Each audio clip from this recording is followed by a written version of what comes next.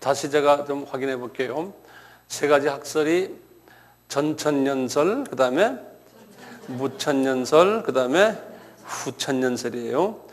이것이 역사적으로 어떻게 변천됐나를 내가 좀 설명해 드릴게요. 그래서 이제 역사적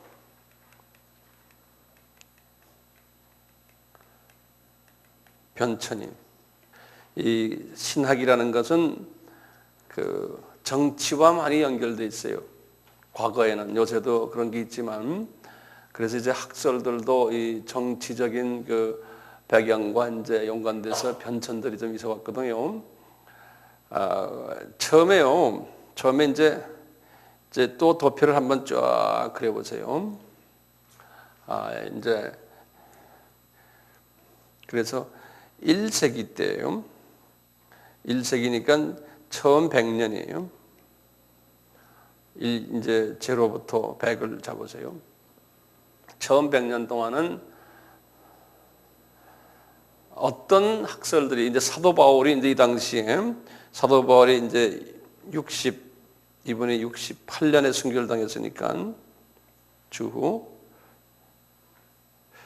이 사도 바울 시대죠. 처음 1세기 때는요, 전천년설이, 제가 그럽니다. 전천년설이 아주 우세했어요.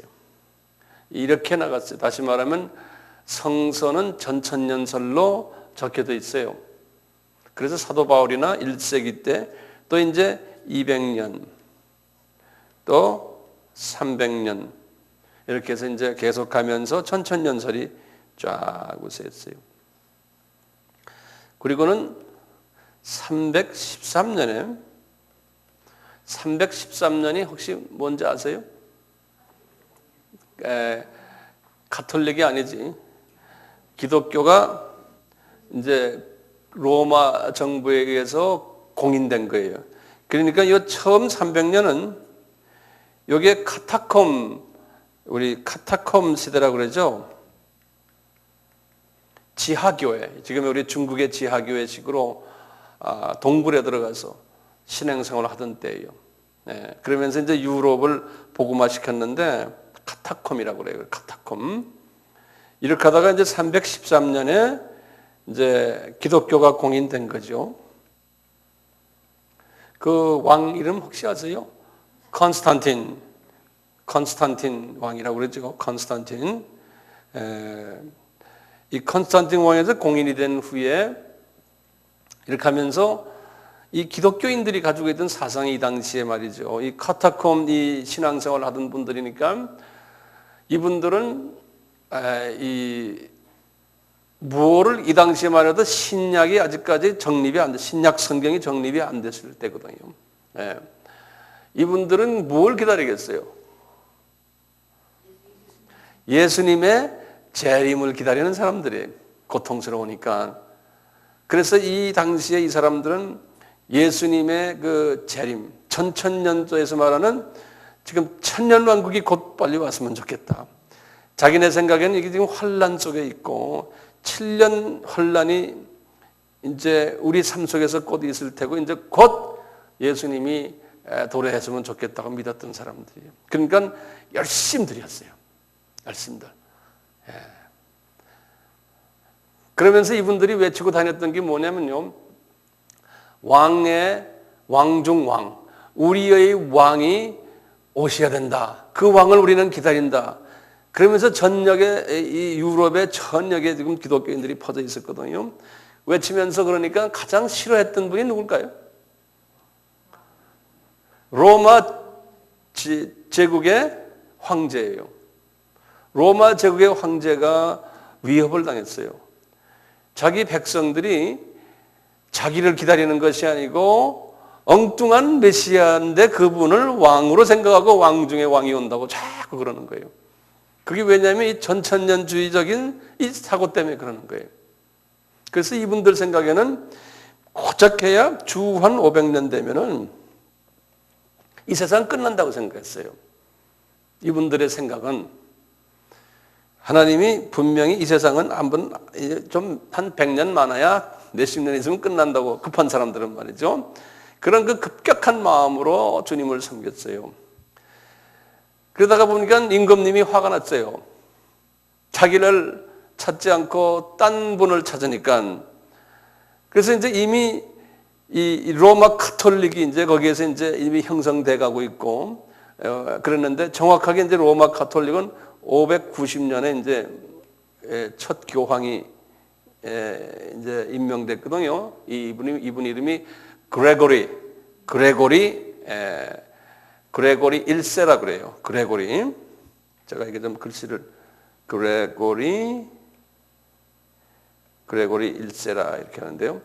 이분이 이제 첫 로마 교황이 됐지만 이미 로마에 있는 기독교인 왕을 중심으로 해서 이 500년 가까이 됐을 때 이분들에 대한 이 전천년주의 사고를 가진 사람들에 대한 엄청난 핍박이 가했었어요.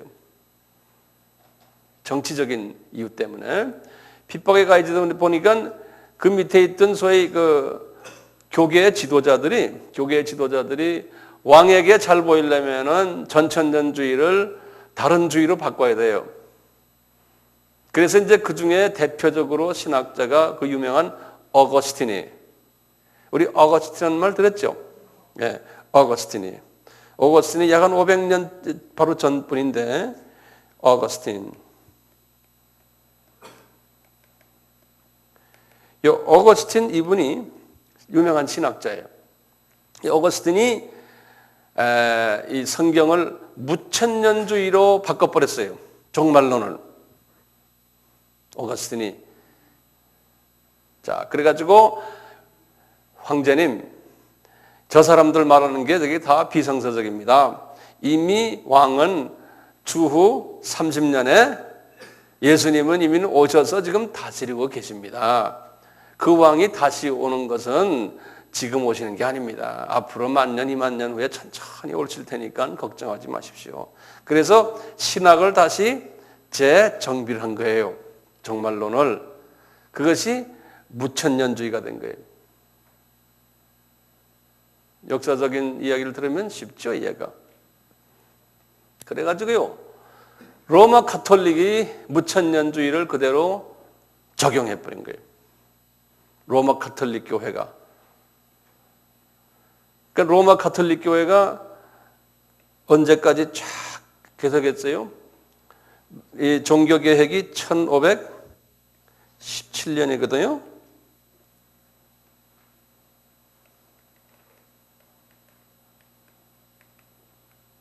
종교개혁이 개혁이죠. 영어로는 reformation 그래요. reformation, reform 한다는 reformation, reformation 그러는데요. 종교개혁이 일어나서 카톨릭이 이제 약화되고 이제 개신교가 이제 그 중에서 이제 나타났는데, 그때까지도 카톨릭은 무천년주의를 계속 이어왔어요. 그러니까 전천년주의를 말하는 사람들은 다 감옥에 집어넣고 완전히 핍박을 해서 이제 그러니까 초창기에 그러다가 이제 그 1000년 동안, 지금 종교개혁까지 1000년 동안은 전천년주의 사상을 말하는 사람도 없었고 전혀 없었어요. 그걸 말하면 다 이단으로 해서 다 목을 쳐버렸다고요. 이 종교가 그렇게 무서운 거예요. 기독교 역사를 보면 그래요. 우리 하나님이 마음이 넓으시죠. 그냥 가만히 놔두신 거예요. 우리가 볼 때는 성질이 급하지만요, 우리 하나님이 보실 때는 그냥 놔둬라 그러신다고. 그런 하나님이 지금도 똑같이 그러세요, 우리에게. 우리가 성질이 급해서 그렇죠. 크게 보실 때 지금 우리에게 일어나는 이건 아무것도 아니에요.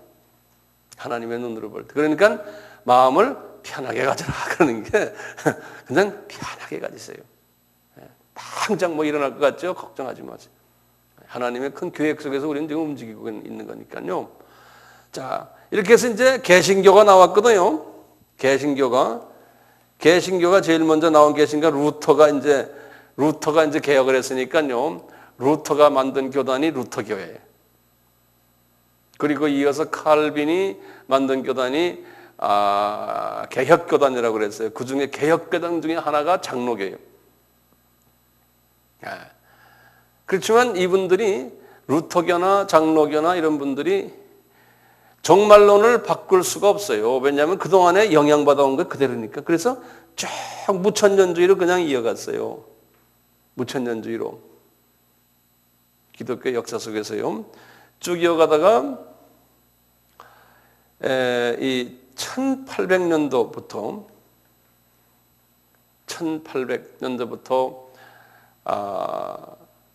그 세계 선교의 눈이 뜨기 시작했어요. 기독교인들 중에서. 그래서 이제 이때는 영적 각성기라 그러는데요. 성령님이 이 영국과 미국, 유럽에 성령님의 불이 떨어지기 시작했어요. 개신교회 특히. 그래서 영국의 그 첫 선교사, 인도에 가신 윌리엄 캐리라고 있어요. 이 사람이 1796년인가 그래요. 그러니까 1800년에 마이너스 한 4, 5년 돼요. 윌리엄, 유명한 분이에요. 윌리엄 캐리라고 그래요. 캐리. 베프티스트. 베프티스트 하면 침례교죠.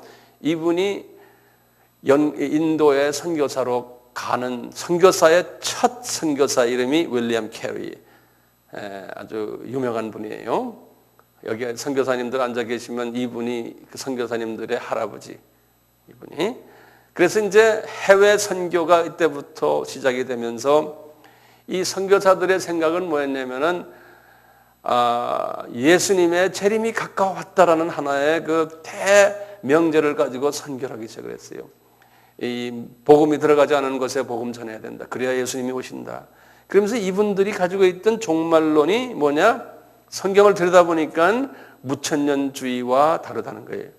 그래서 이분들이 이제 선교사 그룹들이 전천년주의의 그 새로운 과거에 초창기에 있었던 그 사상을 다시 도입하기 시작을 했어요. 전천년주의를 도입해가지고 그것을 선교주에다 뿌렸어요. 선교주에다가. 그래서 지금도 가면은 이 인도니 중국이니 동남아시아 나라니 아프리카니 난민이 가면 대부분의 제3세계의 교회들은 다 전천년주의 종말론 사상을 가지고 있어요. 우리나라도 마찬가지고요. 우리나라도. 그러면서 나오다가 이제 이분들이 그러니까 핍박이 좀 있었죠. 주류 교단에게요. 그러다가 이제 1900년대에 와서 이 제2차 영적 각성기가 또 나타났어요. 영적 각성기가 이제 그 1800년 전후로 해서 한번 있다가 한 4, 50년 가다가 다시 1900년 전후로 해서 또 영적 바람이 불었어요. 이때 선교사들이 많이 미국을 중심으로 해서 영국을 중심으로 또 많이 나왔어요. 그 유명한 우리 이제 허드슨 테일러님 또 우리나라의 선교사가 몇 년이 왔습니까? 1884년에 왔다고요. 이분이 언더우드 아펜셀러가 인천에 내려온 거지. 벌써 1884년 전에 1850년대에 이미 중국에는 선교사들이 많았어요. 중국엔요. 개신교를 얘기하는 거예요. 가톨릭은 그보다 훨씬 전에 이 우리나라의 가톨릭 역사는 200년이에요. 우리보다 개신교보다 100년이 빨라요. 가톨릭 역사가. 특히 가톨릭 분들은 이 충청도 쪽으로 많이 왔거든요. 이 중국을 건너서 그래서 충청도에 가톨릭이 강해요. 여기 충청도 분 몇 분 있죠? 충청도가 가톨릭이 강해요. 이유가 있어요. 선교사들이 그때 거기 떨어졌기 때문에 그래요. 예. 이렇게 선교운동이 막 일어날 때 이 선교사들이 다들 전천년주의의 그 종말론 사상을 가지고서 세계를 돌아다녔어요. 그래서 이제 우리나라에도 온 아펜셀러니 언더우드니 또 다른 교단의 선교사들이 다 전천년주의 사상을 가지고 우리나라에 떨어졌어요. 선교의 그 운동을 하던 사람들이 다 이 사상을 가지고 왔어요. 그래서 이제 이런 과정 속에서 이제 20세기에 들어왔거든요. 20세기에 들어와서 20세기 초에 새로운 교단이 하나 나타난 것이 소위 그 오순절 교단이에요. 오순절 교단. 이 오순절 교단도 전천년주의를 주창하면서 탄생한 교단이에요. 그래서 갑자기 20세기에 들어와가지고 이 전천년주의 사상이 그냥 물밀듯 막 전 세계로 막 퍼지기 시작을 했어요. 그래서 이제 기존 카톨릭 중심으로 저희 전통 교단들, 전통 교단 하면은 제가 아까도 말씀드렸지만 이미 이 종교개혁 이전의 교단들이 여러 개 있었거든요. 여기 참고로 보시면요. 카톨릭이 여기 있었잖아요. 이거 우리 꼭 외워두세요. 카톨릭이 어디에 있었죠? 카톨릭이 있고 그 다음에 1054년이 정확하게 말하면 1054년 이때 카톨릭이 동서교회로 갈라졌어요. 그래서 카톨릭이 갈라져서 서교회가 카톨릭이 되고 동교회는 그릭 히랍 종교가 됐어요. 히랍 종교가. 이 사람들도 어거스틴의 영향을 받아가지고 무슨 주의예요? 무천년주의를 가지고 있었어요. 히랍 종교가 또 영향을 준 게 러시아 종교예요. 러시아 종교. 거의 똑같은 해 러시아도 이때 복음을 받아가지고 동방교회로서 아주 자리를 마치고요. 이런 지금도 이건 카톨릭과 히랍 종교와 러시아 종교가 기독교의 대표적인 교단들이거든요. 숫자로도 크고 역사도 제일 깊고요. 이분들이 다 그래요. 그리고 나중에 1517년에 여기 지금 종교개혁이 일어났잖아요. 이럴 때 개신교 외에 또 종교개혁 여기서 또 뻗쳐나간 것이 성공회, 영국 성공회. 이 성공회도 다 무천년주의를 가지고 나갔어요. 배운 게 그거니까요. 로마 카톨릭한테 배운 것이. 예. 그래서 개신교도 대부분이 개신교 얘기 보시면요. 제일 먼저 루터교예요. 여기서 개신교. 그 다음에 장로교. 그 다음에 감리교. 그 다음에 침례교.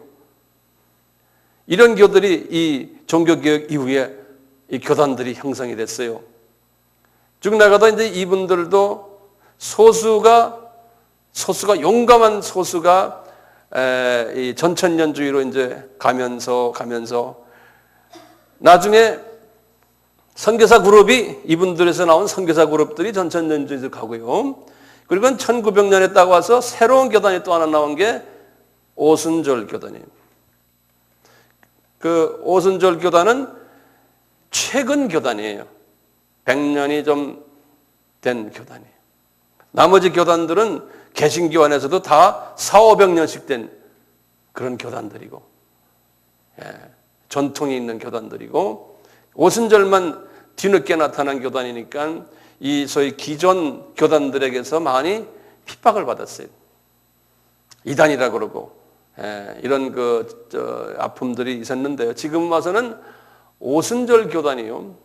개신교 안에서 제일 큰 교단이 되어버렸어요. 개신교 안에서. 놀라게 커져버렸어요. 그리고는 전통적인 이 나머지 교단들은 숫자가 점점 줄어들고 있고. 자, 이렇게 됐는데 이 오순절 교단도 전천년주의를 가지게 되고 선교사 그룹들도 그렇고 이제 이렇게 쭉 흘러져요. 자, 그런데 보세요. 이 무천년주의 사람들이 카톨릭이나 지금 여기 지금 어디입니까? 여기 성공회나 또는 어디에서요 또? 로마 히랍 정교, 러시아 정교 이런 모든 분들 그다음에 루터교, 장로교 이 안에도 거의 대부분이 무천년주의였어요.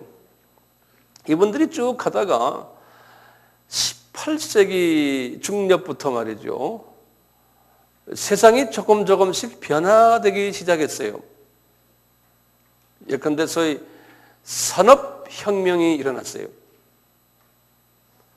이 서구 사회가 갑자기 산업혁명이 일어나면서 전기도 생기고 말이죠. 기차가 막 선로로 달리고 전화도 막 나오고 이제 18세기, 19세기 막 들어오면서 이러다 보니까 이분들이 신학적인 이 부분에서 혼돈이 오기 시작한 거예요. 왜 그러냐? 이 무천년주의는요, 아까 뭐라 그랬어요? 비관적이에요. 예수님이 재림이 가까이 온다. 그래서 이제 이 사람들 그 당시의 생각은 1900년 정도 되면 예수님이 오실 줄 알고 생각했던 사람들이 많았어요. 예? 그런데 갑자기 그냥 날이 밝아지는 거예요. 모든 것이 불편해졌던 것이 편해지고 말이죠. 세상이 그냥 천국같이 되니까 이 무천년주의 사람들이 이거 말이 아니다. 우리가 주님이 오시려면 이렇게 해서 점점 나빠져야 되는데 더 세상이 좋아지니까 우리가 학살을 바꾸자. 그래서 후천년주의로 만든 거예요. 후천년주의가 뭐죠? 세상이 점점 좋아질 때 예수님이 오신다는 거예요. 그래서 이 무천년주의에서 많은 그룹이 후천년으로 옮겨갔어요. 후천년으로. 그러니까 어떤 교단 하나가 옮겨갔다는 그런 게 아니에요, 개념이. 한 교단 안에서 어떤 부류들이 그쪽으로 가고 그래요. 신학자들, 목사님들 이렇게. 그러니까 이 종말론이 말이죠. 중요한 게 무천년주의 분이 설교를 할 때와 후천년주의 목사님이 설교할 때 설교 내용이 달라요. 다를 수 있겠죠. 성경 가르치는 것도 달라요. 성경을 보고는 다 무천년주의적인, 후천년주의적인 관으로 성경을 보고는 해석을 하고 가르친다고요. 그렇게 되겠죠? 그렇게 되게 돼 있어요. 그래서 잘 나가다가 이제 갑자기요, 1914년에서 17년에 무슨 사건이 일어났어요. 20세기에 들어와서. 이게 뭡니까? 1차 세계전쟁이에요. 1차 세계전쟁이 일어나니까요, 지금 여기 우리가 지금 유럽 사람들 가지고 이야기하는 겁니다. 예? 그 당시에 기독교가 유럽에 이제 있었으니까요. 유럽이 그냥 불바다가 됐잖아요.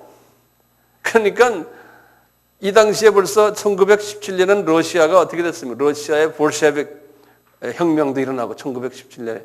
그러니까 유럽이 그냥 불바다, 피바다가 됐거든요.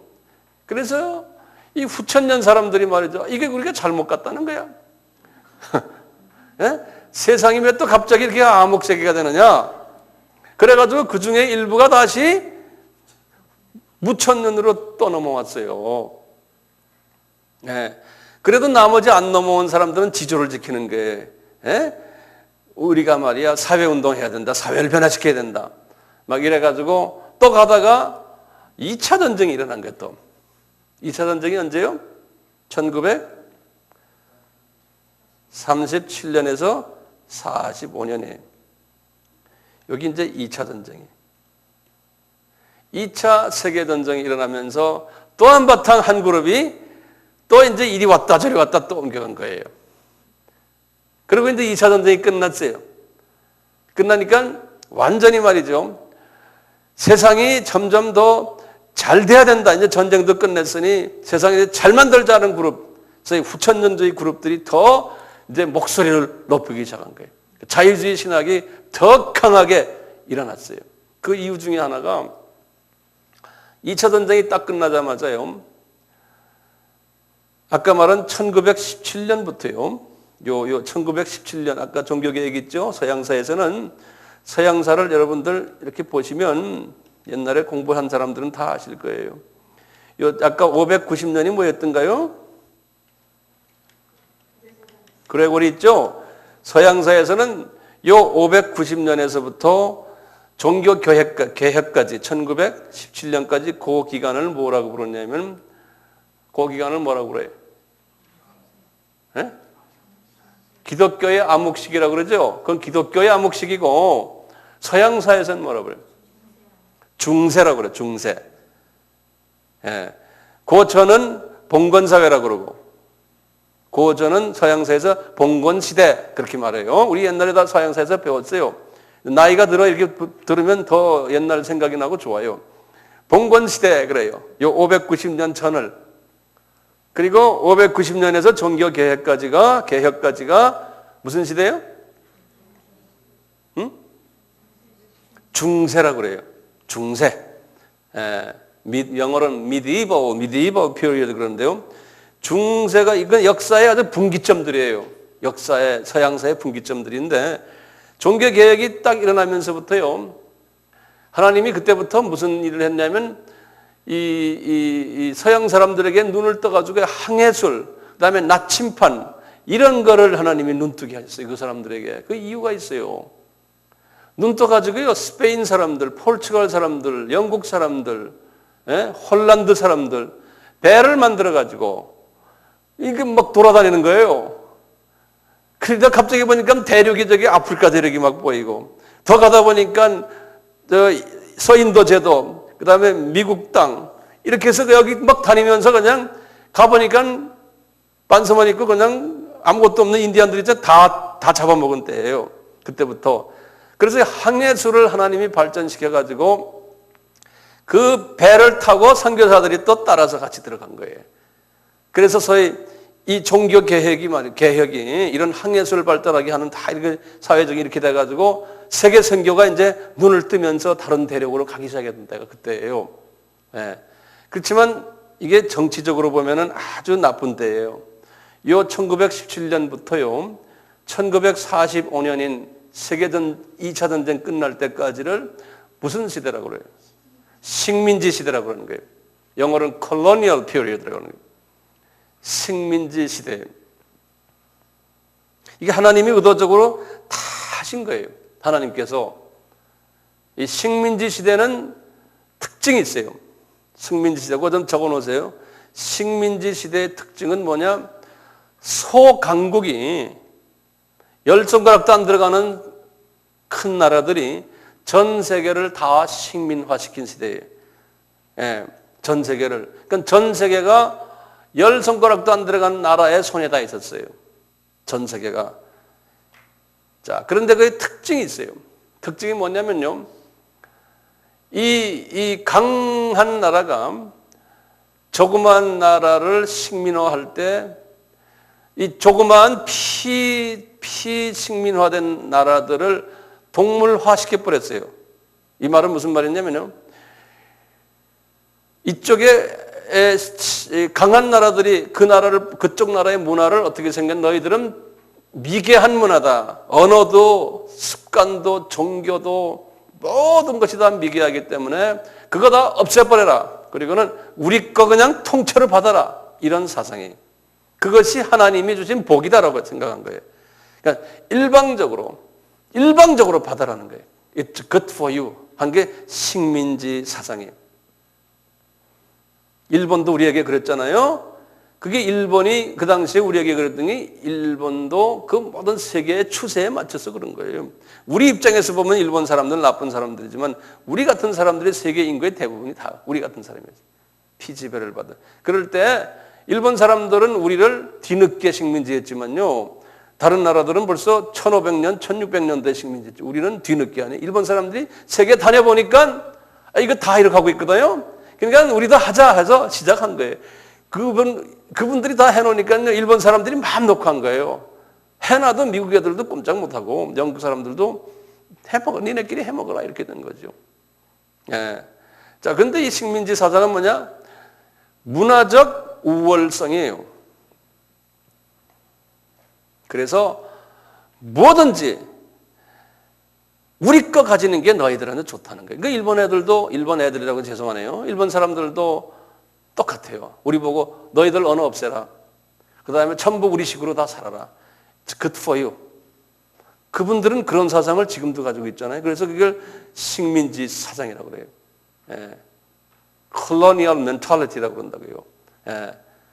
자, 이런 사상 주님은요, 이 미전도 족속들에게 복음을 전하기 위해서는 정치하는 사람들이나 장사하는 사람들이 이런 사상을 가지고 있어야지만 그분들에게 복음을 전할 수 있었어요. 그 당시에는 하나님이 주신 필요악이에요. 그러니까 선교사들도 들어가 가지고 강제로 우리 찬송가 니네 불러라. 에? 교회도 우리식으로 지어라. 그러니까 우리나라에도 지금 교회가 이게 영국식, 미국식 교회 아닙니까? 의자 모양부터 건물 모양 일체다. 그렇게 안 하면 교회라고 생각을 안 했던 거예요. 찬송가도 전부 미국 찬송가는 우리가 지금 갖고 있는 것도요. 그런 식으로 강제로 막 집어넣어 준 거예요. 안 그러면 안 돼요. 그래서 우리 똑같아요. 사람도요. 영적으로 좀 어릴 때는 강제성을 띨 필요가 있어요. 하나님이 강제로 다 집어넣게 했어요. 그렇게 해가지고 지금 세계가 약 한 500년 동안 세계가 갑자기 기독교화가 된 거예요. 아프리카 복음이 들어가고 인도 들어가고 남미 들어가고 미국 들어가고 쫙 복음화가 돼버렸거든요. 우리도 마찬가지고. 예.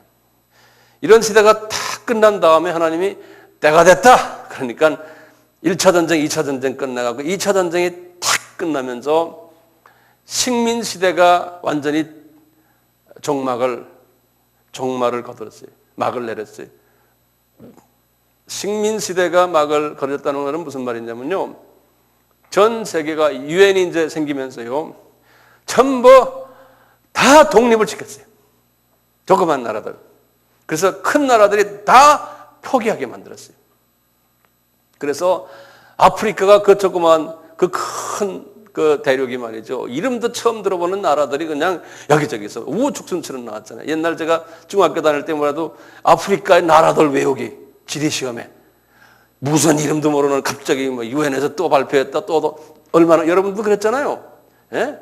그러듯이 이 나라 저 나라가 우리가 우리도 제일 빨리 독립한 나라예요. 1945년이면 우리가요. 우리 하나님 우리 은혜 주셨어요. 이스라엘은 언제 독립했어요? 1948년에 영국이 지고 있었거든요. 이스라엘은. 예. 그래서 이 독립된 독립국가들이 많이 나오면서요. 무슨 주의가 생겼냐면 민족주의가 생겼어요. 영어로는 nationalism이에요. 민족주의가. 이 nationalism 뭐냐? 제국주의를 다 없애버리자. 나쁜 놈들이다. 우리 걸 다 약탈해 갔으니 이제는 내 민족 내가 살리자. 이 민족이 우리 같으면 이승만 대통령. 이런 운동이 전 세계에 일어났었어요. 조금만 독립하면서 모두요. 그래가지고 그 안에서 이제 우리하고 똑같은 양상들이에요. 제국주의 사람들과 같이 놀아왔던 사람들 다 죽여버리고 구테타 해가지고. 예? 지금 우리가 지금도 뭐 그런 거 이제 과거사 이야기하지 않습니까? 이것이 지금 우리만의 이야기 아니에요. 전 세계가 다 그래요. 근데 우리는 지금 강하게 나타나는 거죠. 근데 하나님이 우리 민족은 빨리 깨어나게 하고 지금 세계 10대 경제 대국으로 만들어 놓은 건 이건 기적 중의 기적이죠. 딴 나라를 보세요. 아직도 옛날 제국주의 거기에서요 벗어나지 못하고 있어요. 예. 그리고 지금도 민족주의 가지고 자기네끼리 싸움하는 거예요. 우리도 뭐 지금 남북이 지금 그 후에 갈라졌지만요. 이런 이야기들이 전 세계에 깔려져 있거든요. 예. 이런 과정 속에서 이제 소위 종말론도 이 안에서 이제 변화들이 오는 거예요. 제국주의를 반대했던 사람들은 종말론이 어떻게 오냐면은 대부분이 후천년주의로 오는 거예요. 우리 민족을 잘 살리자. 사회 변화시키자. 예? 소위 그 반독재. 예. 독립한 나라 치고 독재 안 한 나라가 없거든요. 군사 독재, 구테타 이런 게 전 세계에 일어나니까요. 거기에 반대 세력들이 대개다 보면 반정부하는 사람들. 우리도 지금 그런 경험을 했고 지금 우리나라가 지금 정권을 잡고 있는 사람들이 옛날에 반정부 했던 사람들이 주축을 이루고 있잖아요. 그러니까 이분들이 교회 나가지만 이분들이 교회 나가는 사람들이나 그분들 뒤에서 미는 목사님들은 대개가 후천년주의적인 사고방식을 가진 사람들이에요. 나라를 새롭게 하자. 우리가 지금 남북이 갈라졌으니 남북도 하나가 되도록 하자. 이게 평화를 위해서 하나 되자. 그렇게 하지 않습니까? 이 뭐 김대중 대통령도 다 이런 사상을 가진 사람들이에요.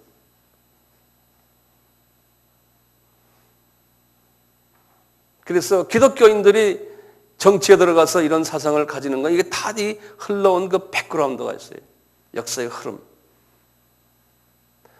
그 이런 사상을 가진 사람들, 종교인들이나 정치인들을 전 세계에선 다 좋아해요. 왜냐하면은 전 세계 기독교인의 약 한 80%가 이런 사상을 가진 사람들이기 때문에요. 더 좋아하게 돼 있어요. 근데 이제 우리 같이 전천년주의 중에서도 소위 주님의 재림이 가까이 왔다, 이게 복음을 전하려고 하는 이런 미전도적 속에 전하려고 하는 사람들은 소수예요. 그리고 아주 좁은 소견을 가지고 있어요. 그분들이 볼 때 우리는 그리고 이 세상은 점점 악해지니까 그 악해지는 걸 위해서 우리가 변화를 시키자 이런 것보다도 악해질수록 우리는 더 나가서 복음을 전하자 하는 그런 사상을 가진 우둔한 사람들이 소수의 무리가 지금 우리 무리예요. 여러분들은 모르겠지만 최소한 저는 그렇다는 거예요. 네. 그 보면 바보죠. 대세를 따라서 가지 않으니까. 왜들 조용하세요? 네. 대세를 따라가지 않으니까 그래요.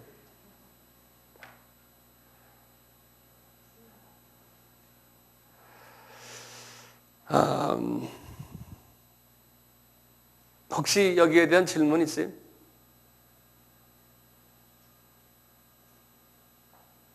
질문 좀 해줬으면 좋겠네. 응? 없어요? 뭐 위원장님 한마디 할 것 같은데. 질문 없으면 제가 계속해서 나갈게요. 역사적인 그 흐름을 간단히 제가 섭렵했어요. 네. 그리고요, 제가 이제 전천년주의에 대해서 조금 더 좀 부연을 해드릴게요. 무천년이나 후천년은 그 정도만 아셔도 돼요. 더 아시면 더 머리가 좀 복잡해지니까요. 그 정도만 아셔도 되고요. 이제 전천년주의 보세요.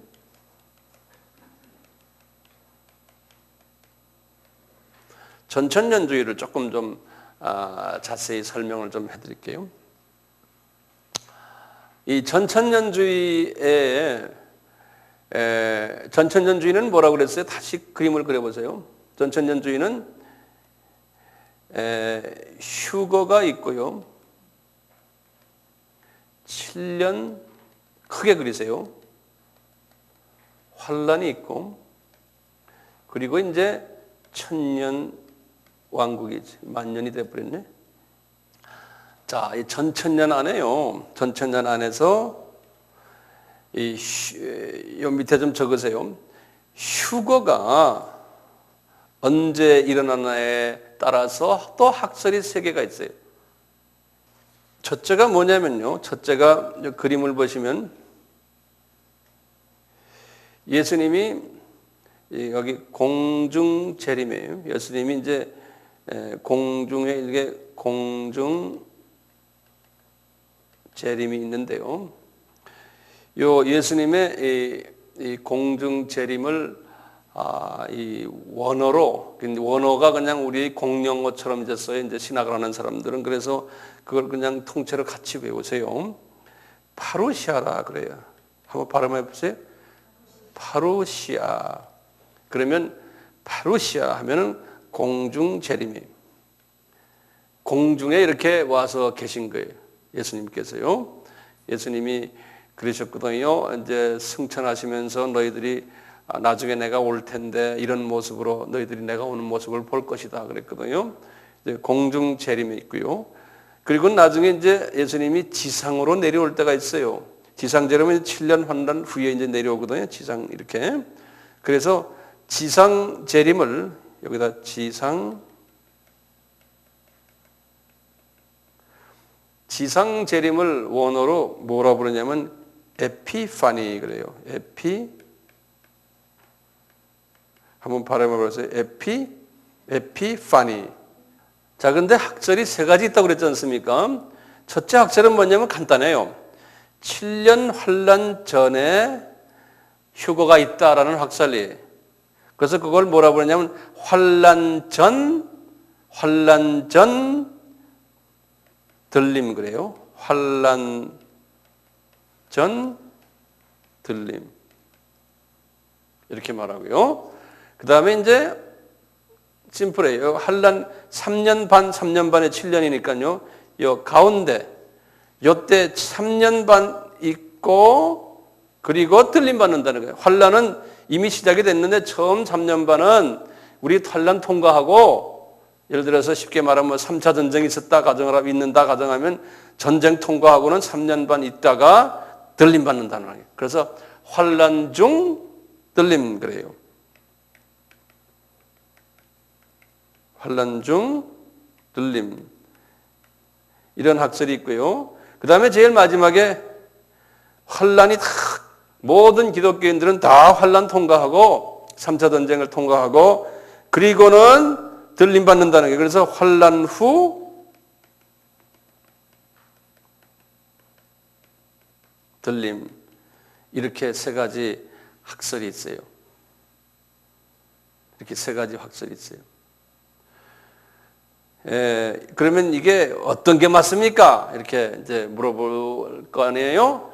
그러면은 다 맞는다 그렇게 생각하세요. 그런데 이제 편의상 환란 전 들림 이야기하는 분들이 그래도 꽤 많고 환란 중도 많고 환란 후도 또 많아요. 그래서 저는 이렇게 보니까요. 저는 환란 전이 나에게는 그 편안해요. 제가 성서를 해석하는데 그래서 이 세계의 환란전을 믿는 분들이 많아요. 뭐 빌리 그레함 목사도 이쪽에 있고 우리나라에 보면 많아요. 우리나라의 유명한 목사님들 중에 조영기 목사님도 여기에 속해 있고 있는데 또 그렇다고 해서 환란 중과 환란 후도 아주 또 유명한 분들이 또 많아요. 그러니까 어떤 것이 틀렸다 맞았다 보다 자기가 성서를 보고 성서 속에서 이해될 때 이렇게 이해하는 것이 가장 나에게는 편안하다. 다른 걸 비교해서 볼 때 그래서 그렇게 한 것뿐이에요. 그래서 좋든 안 좋든 여기 앉아 계신 분들은 저를 따라야죠. 예. 싫은 사람 뭐 나가세요.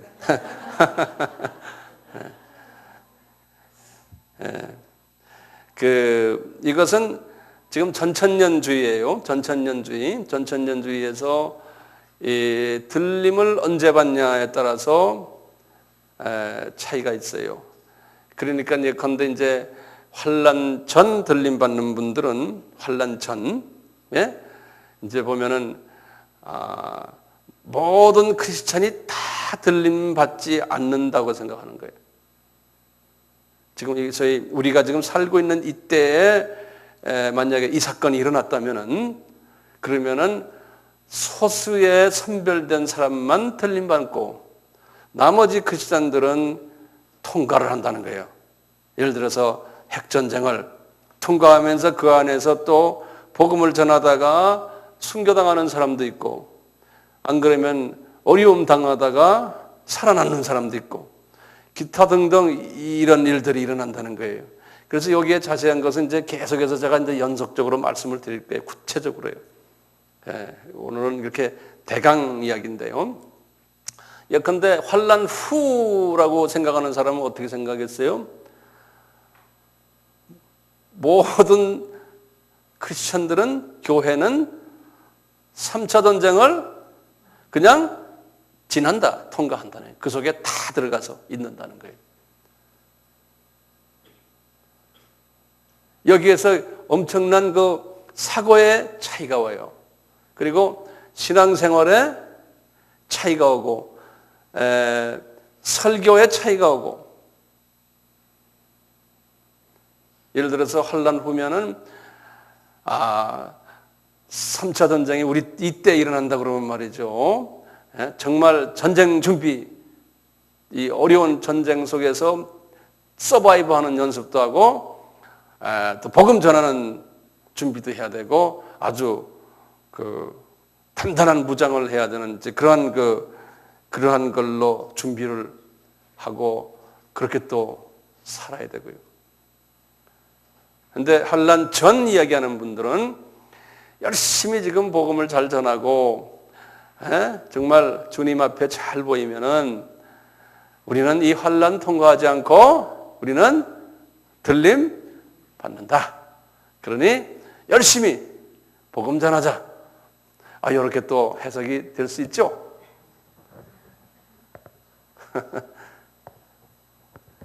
예, 이런 일들이 있어요. 그런데요, 이 전천년주의에서요, 가장 문자적으로 해석하고 아주 그냥 예수님의 재림을 가장 구체적으로 기다리는 그룹이 하나 있어요. 이 그룹을 세대주의라 그런다고요. 세대주의. 그래서요, 디스펜셔널리스트 그러는데요. 이 세대주의라는 말을 써요.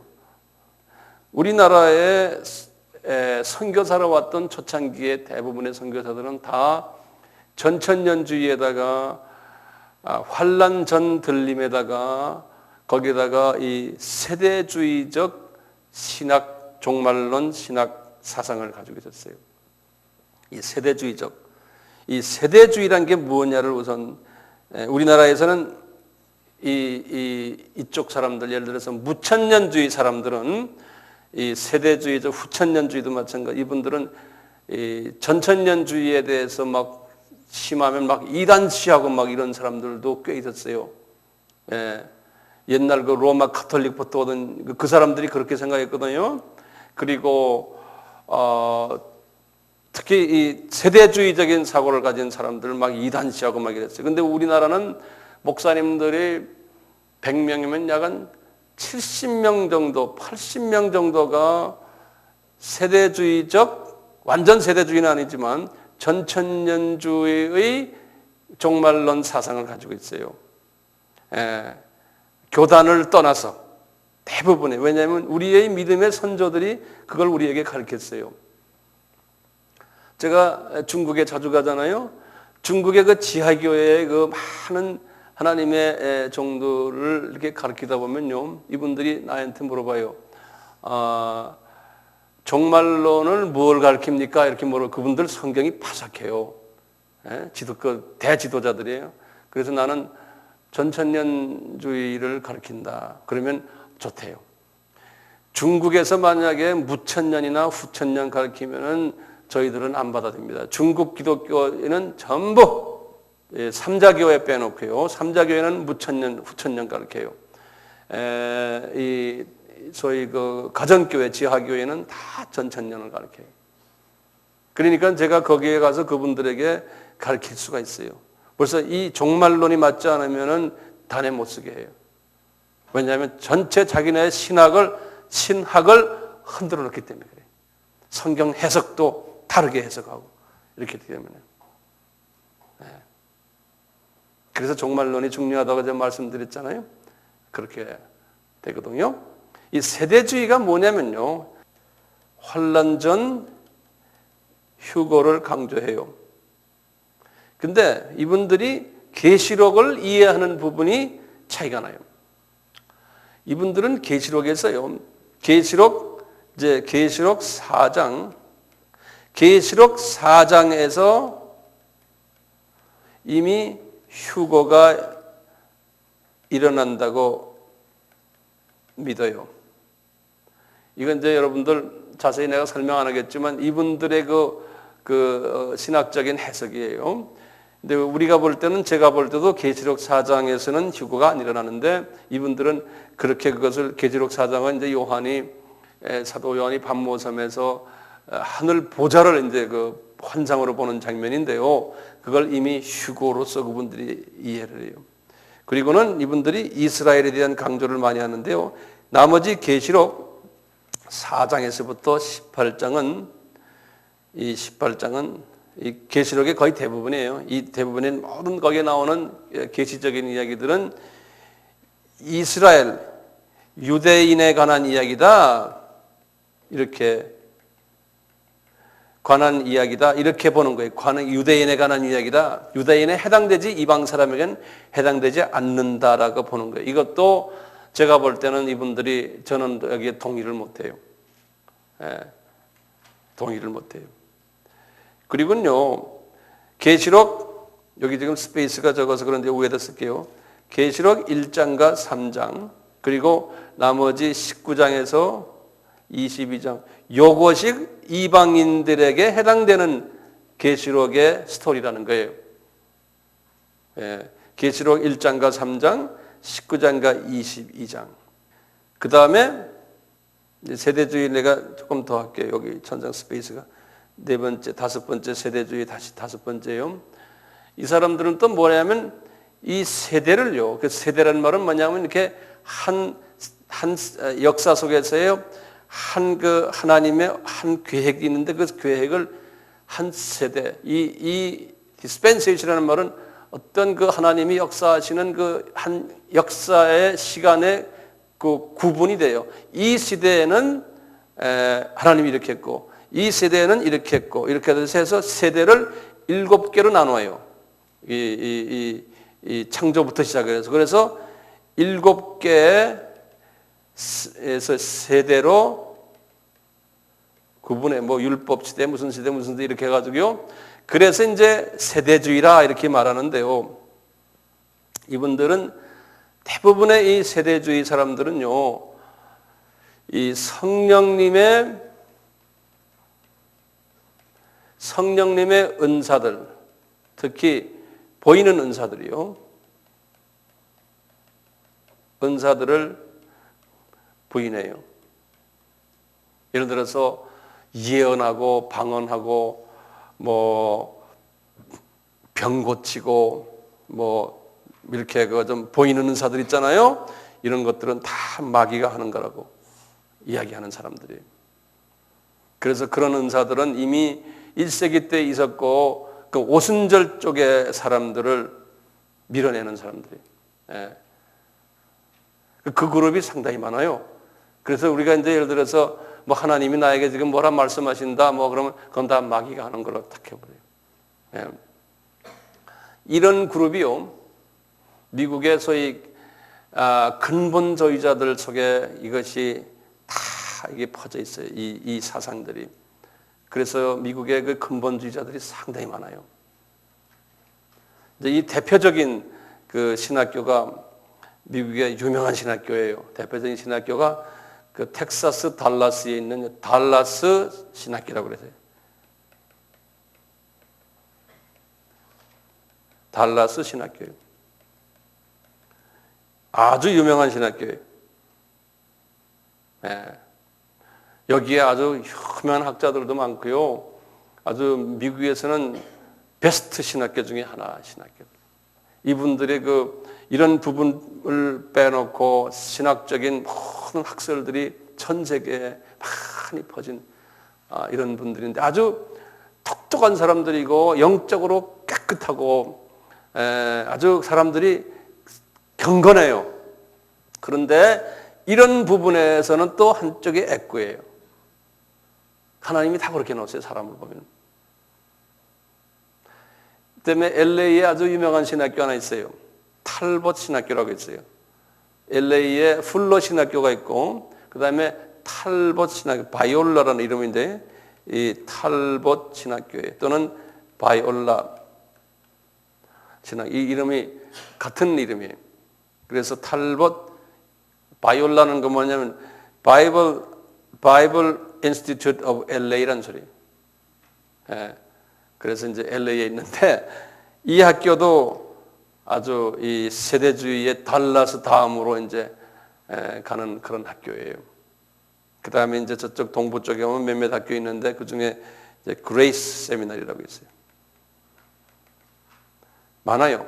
미국의 유명한 세미나리들이 이 지도자들 양성하는 학교들이 이런 그 세대주의적인 사고를 가진 이분들이 또 우리나라에 뭐 이 세대주의적인 사고를 가진 우리나라에 알려진 미국 학자들이 상당히 많아요.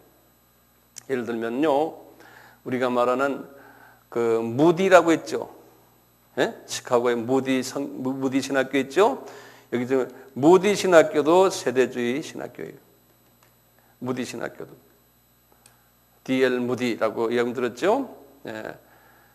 그 우리가 뭐 예를 들어서 뭐 세대주의 말하는 자들 뭐 욕을 하는 사람들이 가끔 있어요. 예, 그러면서도 성경에서는 또 무디 선생이 말씀하시는데 또 이렇게 말하는 사람들이 이게 앞뒤를 몰라서 그래, 몰라서. 예. 그 다음에 우리나라의 그 대천덕 신부 있죠? 예? 이분은 성공의 신부거든요. 저분의 할아버지가요, 유명한 사람이에요. 이분의 할아버지가 이 무디 학교 초대 교장하던 사람이에요. 예. 그리고 이 탈벗 신학교도 다 거기에 깊이 거기서 교수하고 학장하고 하던 사람들이에요. 예. 그분 이름이 한국말로 대천덕이고 영어로는 뭐로 돼 있어요? 토레이. 예?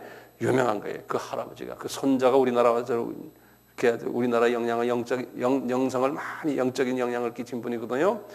전부 유명한 세대주의자들이에요. 예. 전부가 다가.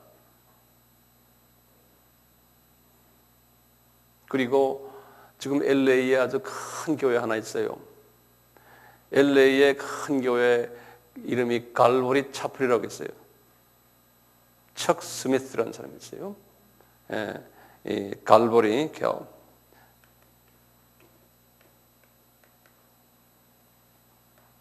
갈보리 채플이라고요. 아주 유명한 교회거든요. 교인이 내 생각에는 2만 명에다가 이 교회를 통해서 나간 개척교회들이 미국에 한 5, 600개 돼요.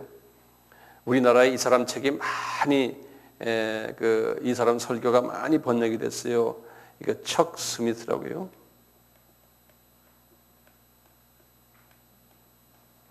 척 스미스. 이 사람도 아주 세대주의를 달리는 아주 최고의 리더 중에 한 사람이에요. 그 다음에 이제 미국의 그 라디오에 이제 텔레비전에 나오는 그 남부 쪽의 목사님들, 유명한 목사님들 많아요. 이런 사람들 보면 이름을 제가 되면 여러분들이 잘 모르시니까 아주 그냥 이 세대주의 사람들. 예컨대 이 사람들은요, 예수 그리스도가 당장 내일 오는 것처럼 이야기를 해요. 보따리 싸라.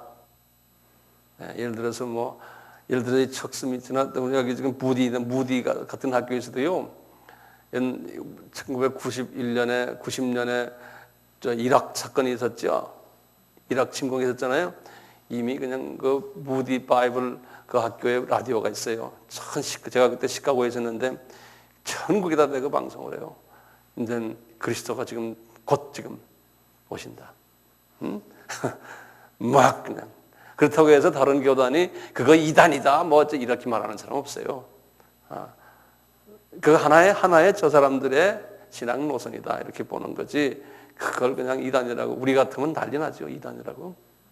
이제 우리나라도 이제 많이 그런 부분에서 정화되는 것 같아요. 이제 외국에 많이 다니면서 보고서 예수 안에서 이제 서로가 조금 견해가 다른 것뿐이지. 이제 그런 식으로요. 이렇게 이 세대주의. 근데 우리나라의 세대주의의 영향을 받은 우리나라의 신학자들도 또 목사님들도 상당히 많아요. 왜냐하면 선교사들이 그걸 가르쳤어요, 우리한테. 그리고 지금 전천년주의 이야기하면 무조건 어떤 사람은 저 사람 세대주의다 그러는데 알지도 못해서 세대주의는 제가 지금 말씀드린 여기에 정확한 세대주의의 특성들이 있어요. 이거를 가지고 있을 때 세대주의라고 얘기하는 거죠. 함부로 남을 세대주의라고 이야기하면 안 돼. 그리고 또 세대주의 자체 나도 거기에 동의를 안 하지만 이분들을 통해서 또 많은 하나님의 복음 사역을 많이 해오고 지금 이 신학교들이 기라성 같은 하나님의 참 종들이 여기서 또 많이 나왔어요. 어떤 한 부분에서 우리가 동의를 못하지만 그분들이 또 우리를 볼 때는 또 똑같이 보는 거예요. 그러니까 다 영적으로 보면 우리가 다 애꾸들이 조금씩. 그 애꾸들이 합해서 왕눈을 만드는 것 같아. 하나님은 그렇게 만드신 것 같아, 우리를. 이렇게 말하는 제 자신도 내가 온전해서 내가 다 알아서 지금 하는 게 아니에요. 하나님이 나에게 보여주신 그것만 지금 이야기하는 거죠.